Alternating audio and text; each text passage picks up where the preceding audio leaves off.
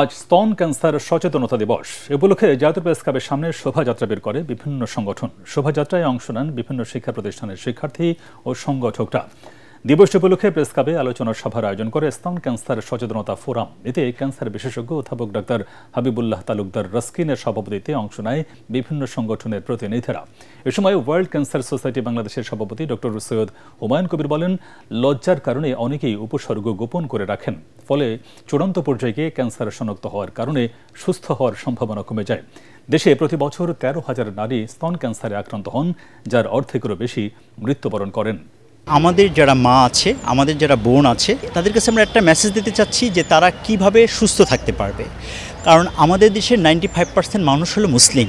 তো সাধারণত যখনই ব্রেস্টে কোনো টিউমার বা কোনো কিছু যখন হয়, তখন আমাদের মা বোনরা আসলে ভয় পায়, চোখ লজ্জা থাকে। আমরা চাচ্ছি চোখ লজ্জাটা যাতে না থাকে, কারণ এটা তো একটা রোগ।